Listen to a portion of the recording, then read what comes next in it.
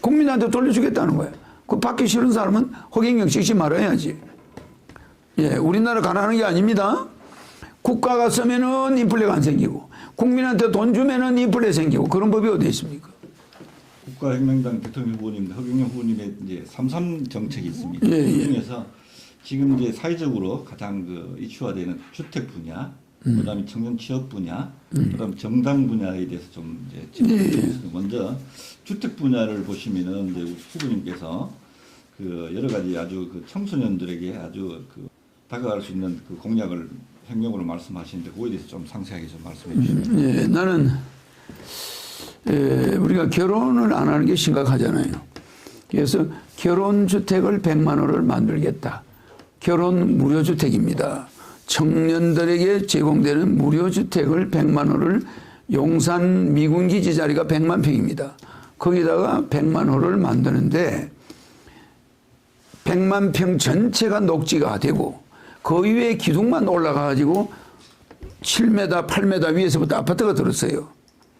들어서는데 아파트는 50층인데 그 아파트 옥상은 전부 걸어서 서울역까지 갈 수 있고 걸어서 한강으로 갈 수가 있고 아파트 옥상도 잔디밭으로 도로가 되는 거죠. 아파트 밑도 전부 초원입니다.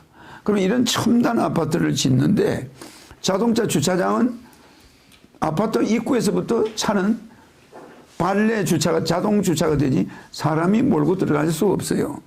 그냥 차는 그냥 아파트 입구에서 딱 내리면 제자리에 딱 갖다 놨고 나올 때 딱 하면 차가 나와 있어요. 이런 체제로 하기 때문에 주차가 바깥에 차가 한 대도 안 보입니다.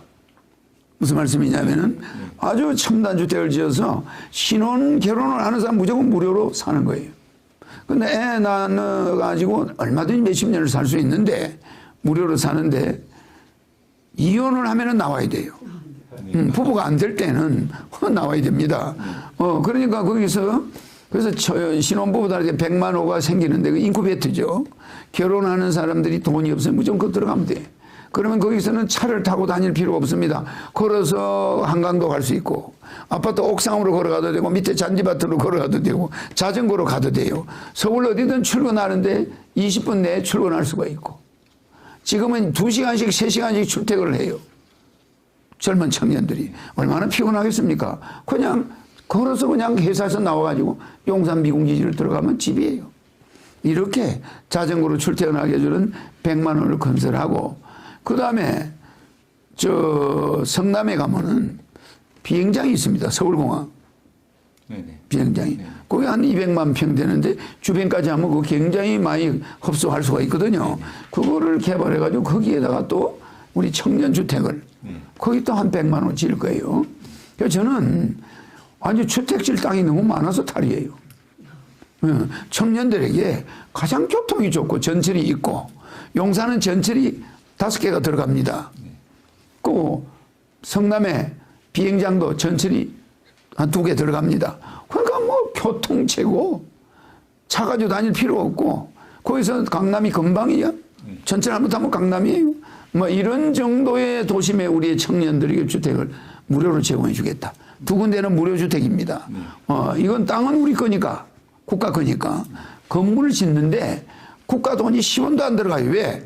그 안에 사는 사람이 300만 정도가 됩니다. 100만 명이 들어가 살면 그게 100만 호로 지면 사는 인구는 한 300만 돼요.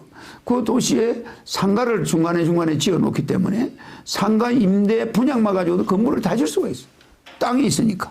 그렇잖아요. 그러니까 국가 돈 10원도 안 들어가고 청년주택을 200만 호를 지을 수가 있어요. 그러니까 제 생각은 말이죠. 지금 이 정치인들이 이게 지금 제정신들이 아니에요. 주택을 말이에요. 투기 목적으로 조장하고 있는 거야. 그 주택이 팔리면은 그거 같이 양도세를 뺏어 먹어, 국가가. 안 됩니다. 주택은 수입이 없는 주택에 가정주부들이 왜 거기다 재산세를 냅니까? 그렇잖아요? 사업해가지고 이익이 있을 때 뭐 세금을 내는 거지. 가만히 있는 집에 왜 주택세를 내고 자동차 왜 보유세를 냅니까? 기름 낼 때 기름값 다 세금이 절반인데. 우리는 조세제도를 통합해야 되는데 너무 가만히 있는 주택에다 가정주부한테 500만 원 내놔. 1000만 원 내놔. 이게 뭡니까? 공시지가는 또 왜 90%까지 올립니까? 그래서 나는 대통령이 되면은 주택 부분은 재산세 폐지예요. 1가구든 2가구든 3가구든 재산이 없는데 단주택으로 인해서 수입이 있을 때 집을 임대를 놨다거나 그럴 때는 임대소득에 대해서는 세금을 내지만 부동산에 대해서 세금 내기는 건 나는 불법이라고 생각합니다. 네. 그래서 앞으로 건물 부동산 양도세 폐지입니다. 보유세, 재산세 폐지입니다. 남편 죽어버리고 여자 혼자 있는 사람이 있는데 집 팔리지도 않아요. 재산세 나와. 무슨 돈으로 돈을 냅니까? 네, 그 좋은 말씀 감사합니다. 그 3.3 정책 중에서 그 취업혁명 분야에 대해서 이제 질문을 드리겠습니다. 중소기업 청년 취업자에게 뭐 주는 분야, 그다음에 5년 이상 근무하면 창업 시 어떻게 지원한다든가, 3억. 그다음에 이제 청년 취업하실 때 어떻게 한다는 이런 분야를 공약을 말씀하시는데 그거에 대해서 좀 상세하게 말씀. 저는 이제 대통령다면 지금 여가부를 없애버리고 그 결혼부로 만들잖아요. 또 통일부를 없애버리고 통일부를 취업부로 바꿨습니다. 통일부를 취업부로. 그 통일부가 완전히 없어지는 게 아니라 외무부 안에 통일국으로 들어가요. 넣어버리고 통일부가 별도의 부처는 없애버립니다. 그래서 그것이 취업부인데 청년들이 취업을 원할 때는 100% 국가가 책임을 집니다. 그럼 청년이 취업을 신청하는 그 순간부터 취업이 될 때까지 국가는 기본 생활비를 책임져야 돼요. 청년들의 기본 생활비를. 그러니까 청년 취업 국가 책임제. 취업이 늦어지면 늦어질수록 보상 금액이 많아져요. 그래서 우리는 국가가 앞장서서 청년들의 취업에 모든 취업 정보를 취합해서 국가가 청년들에게 제공해주고 요 직장이 싫으면 저 직장 계속 연달아 해서 그 청년이 자기 적성에 맞는 취업장에 갈 때까지 국가가 책임지는 거죠.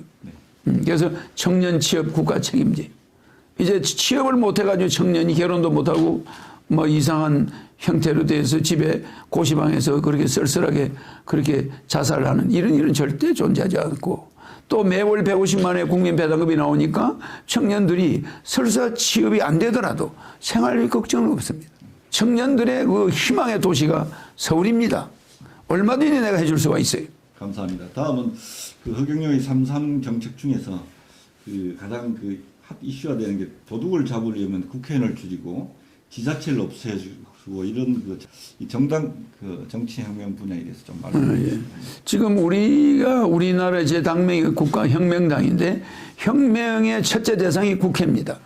국회를 혁명하지 않으면 대한민국 부익부 빈익빈은 계속돼 가지고 근로자들이 의욕 상실하고 청년들이 일자리 없고 여자들이 젊은이들이 결혼 못 합니다. 그리고 주택난이 심해져요. 그 주택난을 만들어내는 데가 국회예요. 저 주택법이 애매하게 만들어요. 그래서 저는 대통령이 될 때까지는 대통령 되고 나면 내가 대통령 될 때까지 집을 가진 사람들은 양도세 차익을 집한 차익을 국가가 받지 않습니다. 얼마든지 팔으면 뭐 얼마를 받든 관여하지 않아요. 알겠죠? 네. 우린 취득세만 받습니다. 그리고 양도세 받지 않습니다. 집하는 주부에게 그 집값 좀 올랐다. 그걸 국가가 절반 내놔라. 뭐 내놔라. 이런 취득세, 양도세. 우리는 취득세는 받는데 양도세는 안 받습니다. 그 가정주부들이 재산 증식하는데 국가가 왜 끼어들어서 거기 수익을 뺏어갑니까? 절대 나는 그런 거 반대입니다. 그래서 우리 정당 혁명에서 국회의원들의 수를 일단 100명으로 줄이고 무보수 명예직을 하고 보장한 제도를 폐지합니다. 국회의원들이 직접 발로 뛰어야 돼요. 그리고 무보수입니다. 자기 국민 배당금이 나오기 때문에 부부가 300만 원이 나와요. 뭐 그거 가지고 해야 돼. 후원금 받지 못합니다. 후원금을 받게 되면 또 부패한 또 부익부 빈익빈이 생깁니다. 이래서 후원금 폐지. 그래서 국회의원들은 국가위에서 봉사자입니다. 이렇게 될 때 부익부 빈익빈에 대한 법률이 통과될 수가 없어요. 지금 정부 로비를 합니다. 후원금을 주는데 기업체가 쪼개가지고 직원들 이름으로 살살살살 줘요. 이러면서 우리가 몇 명을 보낸다. 당신 왜 그 법 통과 안 해줘? 이런 압박을 한단 말입니다. 이런 내막을 모르는 사람은 없습니다. 정치인들은. 그렇기 때문에 국회의원 후원금 폐지하고 임금 폐지합니다. 국회의원 제도는 혁명의 제1호입니다. 네, 저도 감사합니다. 그러면 한번 네네. 여쭤보겠습니다. 네. 오늘 지지율이 상당히 지금 상승세를 타고 네, 계시잖아요. 네, 네. 그 비결이 무엇인지 궁금하고요. 또 TV 토론 정당 대표들과 함께 TV 토론을 같이 할 수 있는 그런 기회를 만들었으면 좋겠는데 네. 한번 후보님 의견을 줘보세요. 저는 뭐 TV 토론을 그들과 하고 안 하고 간에 당선할 수 있는 자신이 있어요. 네. TV 토론 하는 데 있어서 나는 뭐 그들을 만나면 그들을 항상 남의 단점을 안 보는 사람이라 여야 후보의 장점만 이야기하겠죠. 네. 그러니까 뭐 나는 TV 토론에서 뭐 그분과 대결하고 이런 건 아닙니다. 항상 대결자는 제 자신이고 네. 저는 그들은 애국자라고 생각해요. 네. 여야 후보는 대통령이 되겠다는 게 무슨 그 자기가 잘 뭐 국민을 못 살게 하려고 하는 게 아니잖아요. 어느 어떤 대통령도 나는 나쁘게 보지 않습니다. 네. 박근혜 대통령도 마찬가지고 이명박 대통령도 문재인 대통령도 나는 그들이 다 애국자라고 생각해요.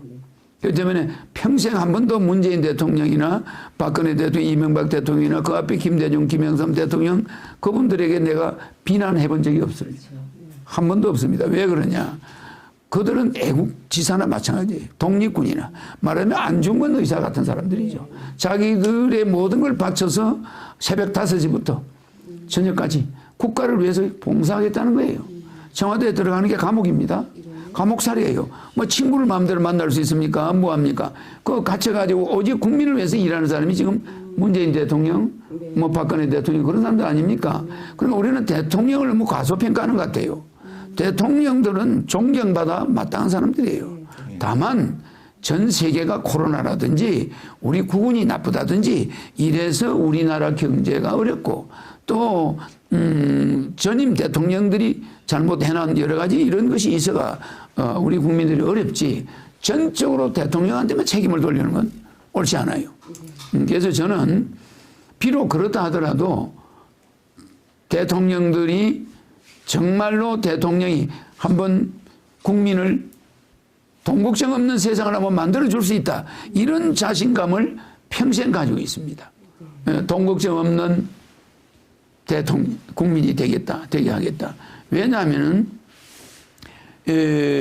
청년들 취업도 국가가 책임지고 결혼부가 생겨서 결혼도 국가가 책임집니다. 이 모든 걸 국가가 이렇게 책임을 지면서 제도를 바꾸면은 지금까지 대통령들이 해결해낼 수 없는 문제를 한꺼번에 해결할 수가 있어요. 예, 나라는 부자인데 국민은 거지야. 우리나라 국민의 지금 700만 명 정도가 파산 직전에 도달해 있습니다. 예, 이들은 지금 내가 1억씩을 주면은 가족 관계에서 한 5억씩 들어오니까 파산이 없어져요. 그런데 지금 700만 명이 파산 직전에 놓여 있고 또 그것뿐이 아닙니다. 우리나라 근로자 2천만 명이 월급을 받아가면은 그날부로 적자입니다. 마이너스가 되는 거예요. 그래서 마이너스로서 국가 가계부채가 2천조가 돼 있어요. 그래서 이걸 앞으로 대통령이 되면은 부채를 전부 1억씩 줘가지고 없어지게 하겠다. 이래서 대한민국 경제가 제자리를 돌아오게 하고. 그래서 저는 이 정당이 바뀌어야 됩니다. 그래서 앞으로 나는 대통령이 되면은 정당제도는 폐지합니다. 예, 전부 무소속으로 국회의원, 무소속으로 대통령 이렇게 나가는 거예요. 그 어떤 사람은 이런 사람이 있었잖아요. 대통령 되고 나서 탈당하잖아요. 옛날에 그런 적 있었죠? 대통령 되고 나서 국민을 위해서 나는 내 당만 위해서 일하면 안 되겠다. 그러니까 나는 탈당합니다. 이런 대통령이 있었죠? 그래서 대통령은 정당 제도를 제가 대통령이 되면 없어지고 무소속으로 바꿨습니다. 네, 감사합니다. 지금까지는 국가혁명당 대통령 후보님 허경영 그 삼성 정책에 대해서 이제 말씀을 하셨습니다.